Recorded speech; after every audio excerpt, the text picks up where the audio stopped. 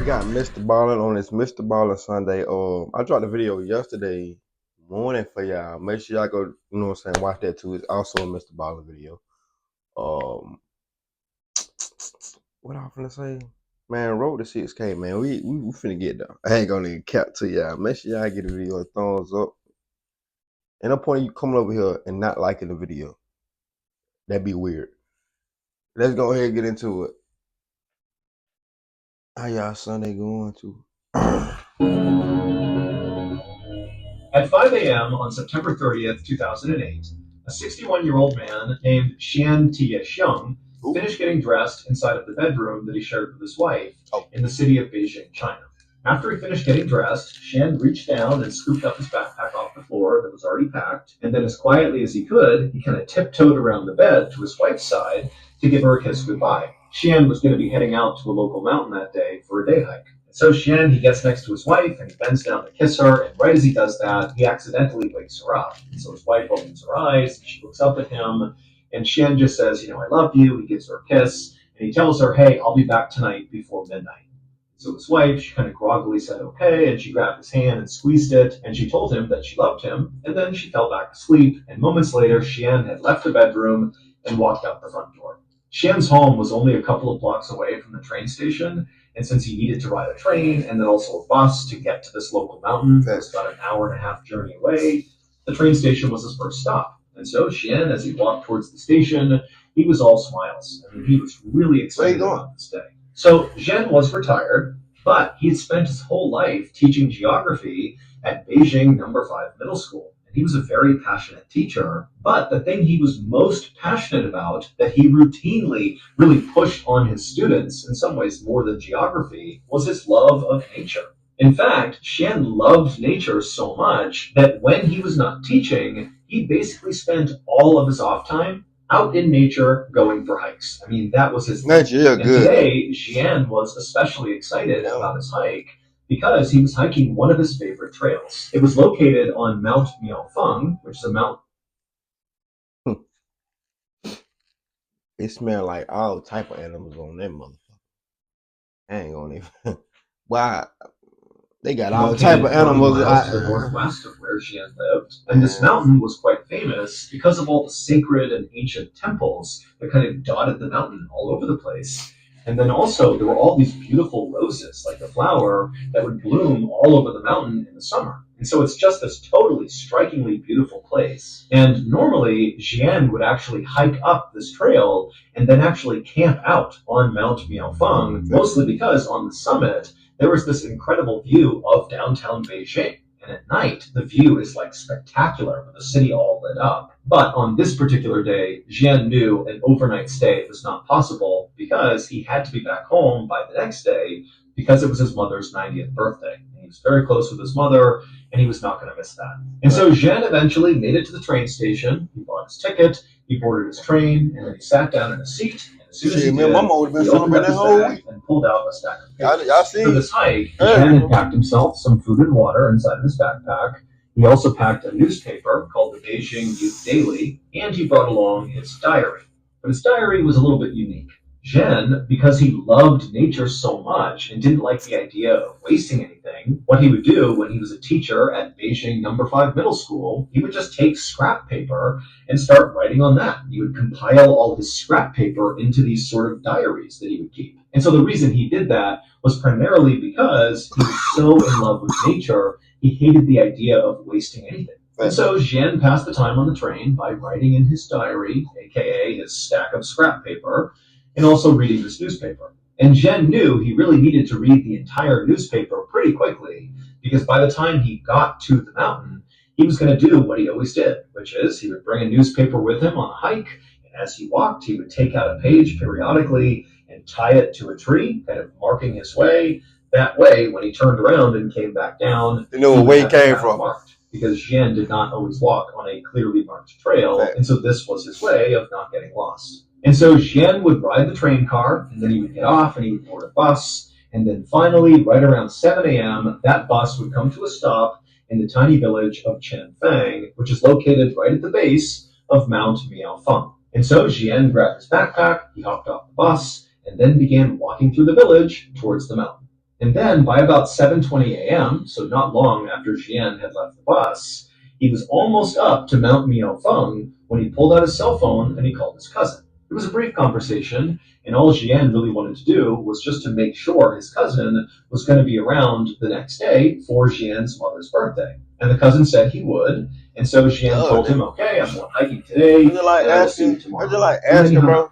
And then, only a couple minutes later, Jian disappeared into the beautiful forests of Mount Miaofeng. Oh, shit.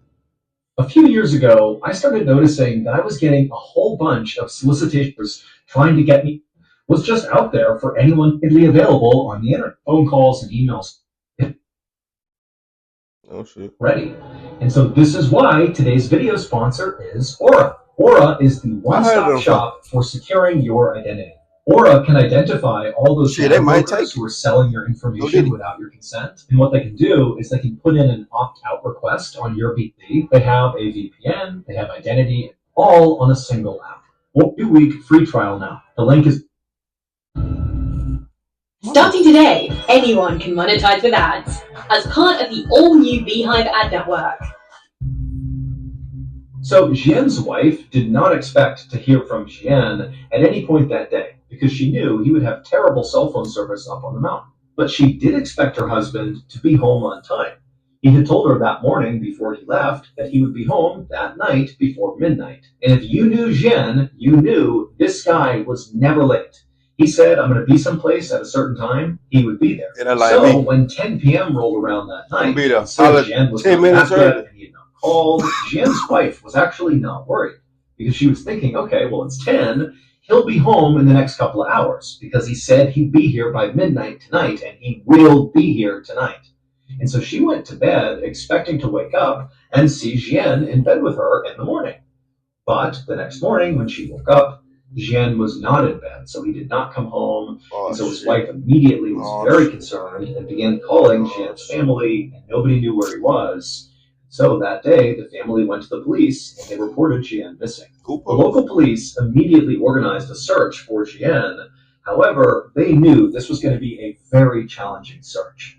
Mount Miaofeng is not some enormous mountain by any means. It's a decent-sized mountain, but it's really known for having these paths that twist and turn all over the place, so it's pretty easy to get lost. And then also there's a whole bunch of sheer cliff faces kind of all over the place. So if you're not paying attention, you could literally just walk off a ledge. So in short, this is a dangerous and confusing place. And at the same time that this search was happening out on the mountain, the police... Hell no. Won't catch me out there. Also in contact with Jian's cell phone service provider to see if they could track down Jian's cell phone. Because obviously, if they could find that, they might find Jian too. But the only way a cell phone can be tracked is if the cell phone is on. Because when it's on, it connects to the nearest cell phone tower, and that's how these service providers are able to tell where these phones are. They look to see which tower it's connected to. But when Jian's cell phone service provider looked for his phone, they quickly determined his phone was off. So unless the phone came back on again, they would not be able to locate the phone. Yeah. However, they were able to pull all of Jian's cell phone signal history up until his phone was turned off. And what they found in the signal history is the day before, so the day Jian went missing, his cell phone was on at 4 p.m. that evening, and he received a phone call at 4 p.m. And the service provider was able to see that when this phone call came in, Jian's cell phone was not where they thought it would be. It was not high up Mount Miaofeng. It actually was near the base of the mountain. And when police reached out to the person who had called Jian at 4 p.m., they discovered it was just a friend of Jian's, and this friend said that Jian said he was coming down the mountain now, and he'd be home soon. So this new information did basically line up with what Jian had told his family he'd be doing that day, just a quick day hike. Yeah. Although, again, they kind of expected it to be a little bit longer. It seemed a little odd he'd be down the mountain by 4 p.m., but still, this basically lined up with what they thought he was doing. However, this new information did not help explain what happened to Jian. Like, why was he missing? The expectation was he must have gotten lost or hurt or something up on this mountain. Maybe he's stranded somewhere and can't go anywhere. But now, based on this phone call, all, it sounded an awful lot like Jian was not even on the mountain when he disappeared. So where was he? Police had already checked all the bus stations and train stations in the area, to see if maybe... It sounds like he wear a train, you feel me? Wear a train hiker, you feel me? So it is kind of weird. I ain't gonna lie to you. Unless he fell off one of them goddamn mountains, them cliffs by accident. and took a different way home or something. But when they went to all these different stations, there was no evidence that Jian had been to any of them. And there was another problem. Members of Jian's family told the police about Jian's habit of tying newspapers to trees to mark his trail as he hiked. Fact. And the family told the police that Jian Good did thing they know this that. every single time he hiked. And his wife told the police that for sure she knew her husband had brought along a copy of that newspaper. So by all expectations, there should be markers up on that mountain, literally leading searchers to wherever Jian went. But after an entire day of searching Mount Miaofeng, they didn't find a single newspaper anywhere. Damn. A single? How the fuck you not find a single newspaper?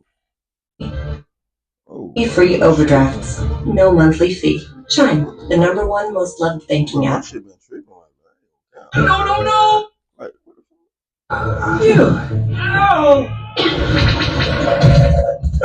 long ass. For the next several days, this big search for Jian continued, but nothing was found. That is, until October 7th, so 1 week after Jian had vanished. On that day, Jian's cell phone service provider noticed that Jian's cell phone had suddenly turned back on. Oh, shit. And the phone was not on or near Mount Miaofeng.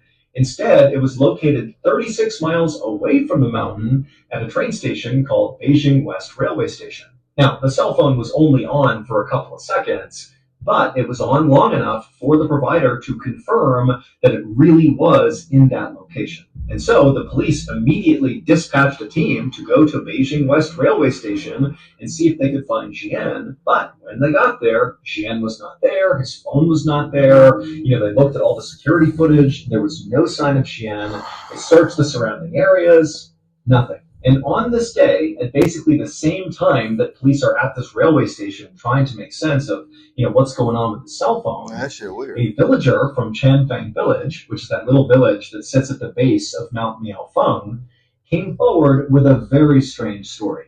He said on the day that Jian disappeared, this villager was at his little shop. He sold walnuts to hikers that were making their way towards Mount Miaofeng. It was basically like snacks for the hike. Facts. And he sees this guy walking up through the village towards the mountain, and he looked exactly like Jian, because now Jian's face was on the news, and this villager had seen it, and so he felt like he had seen Jian. And so this villager said, this guy who looked exactly like Jian walked up and actually stopped at this villager's shop to buy some walnuts. And this villager and this man who looked like Jian, they just chatted for a few minutes, and at some point, this guy who looked like Jian, asked the villager, hey, these are great, but where else can I buy walnuts? I want to buy other types of walnuts and bring them back to my family. And so this villager was like, oh yeah, well, the best walnuts in all of Beijing are actually located about 30 miles away at the base of another mountain. It's called Tietua Mountain, and there are vendors over there who sell the best walnuts. So that's your answer right over there.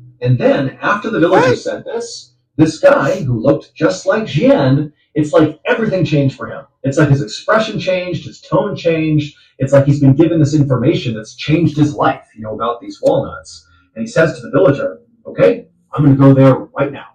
And without saying anything else, this man just turned and began quickly walking away from the walnuts, back through town, back towards the bus stop. So away from Mount Miaofeng. In theory, this guy is going to the bus to commute 30 miles to this other mountain, Tietua Mountain, to get these walnuts. I mean, the villager does not know this guy, but even he felt like this is bizarre. This guy comes up, he's buying snacks to go hike Mount Miaofeng. He seems really excited about it. And I offhandedly mention these walnuts, and he's like, boom, I'm out of here. I'm going to go 30 miles to this other mountain to get these walnuts. It just seemed weird. And then when police spoke to Jian's family about this new information, they would learn that Jian did not have a special interest in walnuts, and neither did his family. And even if there was a reason why Jian just really wanted these walnuts, he would not have had time in that day to take the bus 30 miles to Tietua Mountain, get these walnuts, go 30 miles back, and hike up Mount Miaofeng because he can't stay the night. He needs to come back tonight in order to go to his mother's birthday party the next day.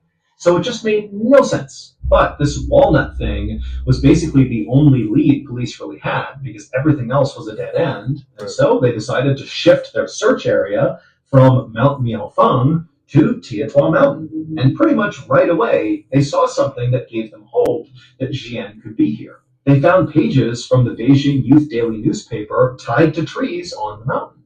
And when they looked more closely at the newspapers, they found the publication date of this newspaper lined up with the copy that Jian would have had with him on the day he vanished. And so, of course, the searchers just began following this trail of newspapers, hoping Jian would be at the other end.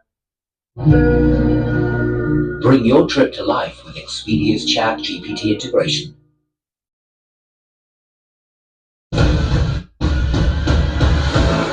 more ads they hit me with, I'm gonna hit y'all with.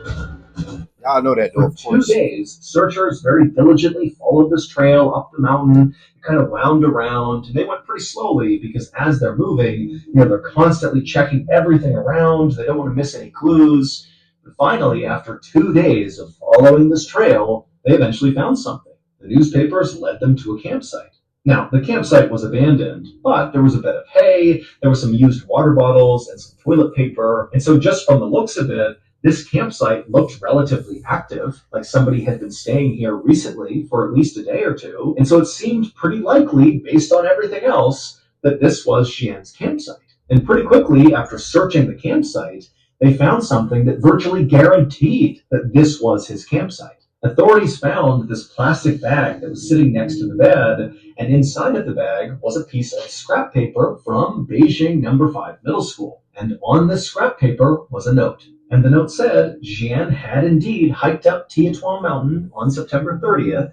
This would have been the day that he left. I was trying to look at it. I don't know what that's like. And then on his way down, he said he got lost and was forced to spend the night out here. So that explained the campsite. And then on October 1st, so that would have been the day after he spent the night out here, he said he was going to attempt to follow the ridge line down the mountain to a nearby village to safety. And this note ended with the phrase, "Leaving this note here just in case. Love to everyone who passes by." Now, at first glance, this note was like amazing news because suddenly it seemed totally possible that Jian was just fine. I mean, the way the note was written, it sounded like he was at least healthy and safe, albeit I'm sure he was not happy to be stuck up on a mountain, but he loved being in nature, and so he seemed okay. And then he had a reasonable plan for how he was going to get out of there, follow the ridgeline, go down to a village, go to safety. But as the police analyzed this note, they noticed that some things were off about it. First of all, this note basically directly contradicts other facts of this case. Remember, cell phone records prove Jian got a phone call at 4 p.m. on the day he went missing from his friend, and his friend would report that Jian told him that he was coming down Mount Miaofeng and he'd be home soon. But according to the note they found, that was not possible, because the note said Jian at 4 p.m. on September 30th, the day he went missing, he would have been on Tietua Mountain, either hiking up or being in the process of getting lost and, ultimately making that campsite where he camped out for at least one night. And so in addition to this factual discrepancy with this note, another issue with the note was just the way it was written. Now, Jian's wife had a chance to look at the note, and she would say, "That is my husband's handwriting."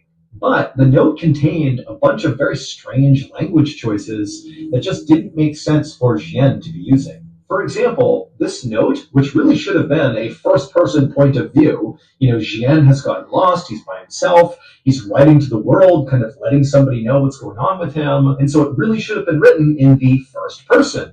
"My name is Jian, I am lost, here's what I'm doing."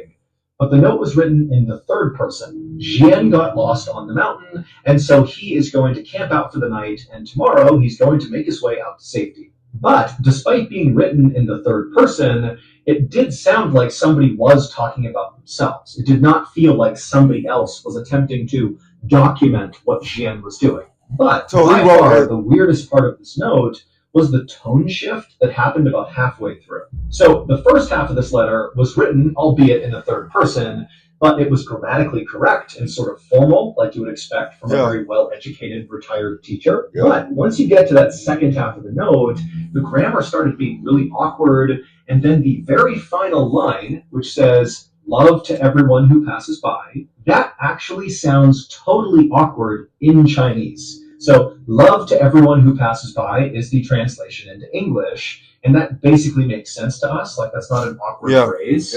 But if you put it back in Chinese, it's so awkward. It would be like if I tried to say to you, "I take the bus to work," but instead I said, "To work, take bus." Right? Like, I wouldn't say it that way, and it would immediately seem very awkward for anybody who knows me if I wrote or said something like that. And so this last line stood out so much that actually police and friends and family of Xian assumed he must have left that in there as like a secret message or a code, like a distress signal, especially when you consider the other weird factors around this note. But nobody could figure out what it Come on, I'm trying to see what happened to Jim, man. Install the China today. I'm trying to see what happened to Jim. I don't even know what to think right now. That's why I ain't paused it, man. That's why I paused after this note was discovered, a searcher was up in the vicinity of Xian's campsite on Tietua Mountain, and they were walking around, kind of retracing their footsteps, looking for new places to search. When they turned a corner, and up ahead, they noticed there was this tree kind of hanging out over this rocky cliff. And dangling from the tree was something gray that looked sort of out of place. And so the searcher, sensing this could be a clue of Xian's whereabouts, he yelled out for other searchers in the area that he had found something, and then he took off running towards this thing to see what it was. When he got up to the tree, he looked up, and he saw it was a pair of sweatpants that had clearly been intentionally tied to this branch in the tree. And so the searcher, he reached up and grabbed one of the pant legs and kind of tugged on it. And when he did, all these white things began falling out of the pants and landing on the ground. And when the searcher stopped and looked down to see what they were, he couldn't believe it. It was a whole pile of human bones. However, they were not Xian's. In fact, nobody ever figured out who these bones belonged to or why they were stuffed inside of pants and tied to a tree on this mountain. But the discovery of these bones would open up a whole new mystery, because after these bones were found, all the searchers came over and basically just began combing the area near these bones, and the police began uncovering body after body after body. They found 2 more sets of human bones stuffed into pants and tied to trees, and they found the other bodies at the foot of a cliff and also inside of this well, goddamn inside this cave. And so in total, authorities found 10 sets of human remains in the vicinity. Excuse me? Nigga, do they got a cult out there? What the fuck is going on? 10 sets of human near remains, Xian's campsite, but none of the human remains belonged to Xian.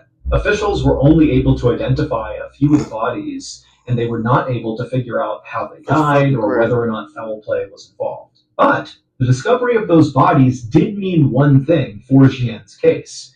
It meant, all these people had previously gone up Tietua Mountain before Xian went up and vanished. Yeah. And when these other people went up the mountain, clearly something horrible happened to them, and we don't know what it is. Is there a killer on the loose? Is there some animal or creature out there that's taking people out? I mean, we don't know. But what started to happen since Xian ain't no animal doing that all over the news in China is that all these other hikers who've been on Tietua Mountain before have begun sharing their experiences when they hiked up Tietua Mountain, and some of their stories about what they've seen on that mountain are horrifying.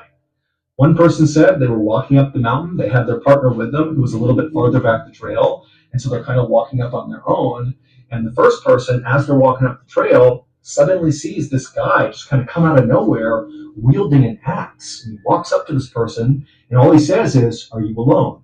And the hiker's like, "No, my partner's back there. They're coming up here. What's going on?" But the axe man, he basically acted like he didn't even hear their answer. And he just asked it again. "Are you alone?" And the hiker was like, "No, my bitch, if you don't run." And the axe man again just said, "Are you alone? Are you alone? Are you alone?" And this axe person kept doing that until the hiker and their partner just turned and ran. And then another hiker shared a story about how they were walking up a trail on Tietua Mountain, and at some point they lifted their head up, and he saw a little ways up the trail, Yeah, it's and a cult across the going on, trail, so buddy. in the tree line, were all these people, like this group of. Yeah, it's a cult. I called it. Yeah, it won't be catching me going up that motherfucker. Like I said at the beginning. Strangers just standing there motionless, kind of half behind trees, like they were kind of trying to hide themselves, but also not. And they were just staring at this hiker, unmoving, not speaking, just staring. And so the hiker, they look up and they see this, and they were so unnerved so quickly that they just turned and left, and they have no idea who those people were. And so obviously we have no way of verifying these other hikers' stories about what they saw on Tietua Mountain. But when you combine their testimony with Jian's story, it really makes you wonder, what's going on up there? The official search for Jian was called off at the end of October, Damn. so roughly 1 month after he vanished. R.I.P., man. But unofficially, the search for Jian continues to this day. However, they still have not found his body, and basically no real progress has been made. That's crazy. I ain't gonna lie. Before you go, What's up, Mr. Ball? I just wanted to point out that we sell merch, official Mr. Ballin merch, year-round at shopmrballin.com. We do the limited drop model for holidays and special events. I might grab me a Mr. Ballin shirt, man. Shit, I need to come up with my own goddamn shirt. I'm tripping. They come up with my own goddamn shirts. I ain't gonna lie. I thought Jen was the killer for a minute. And I ain't gonna even lie to y'all. I know y'all thought the same thing. I mean, how many videos that we react to like this that we always get food damn near in the end of the video? Like, but I hope they find Jen. Man, I hope he's straight, man. 'Cause that is crazy. I ain't gonna count. They should have did some type of daily search when they try to find the killer or traps or something to try to get the killer and catch the killer in the act. You feel me, or something. But man, that's really crazy on that Mr. Ballin Sunday. Hopefully y'all have a good Sunday. I know I'm finna to go ahead and edit this video before I can go ahead and post. That being said, see you when I see y'all. Let's ride, nigga.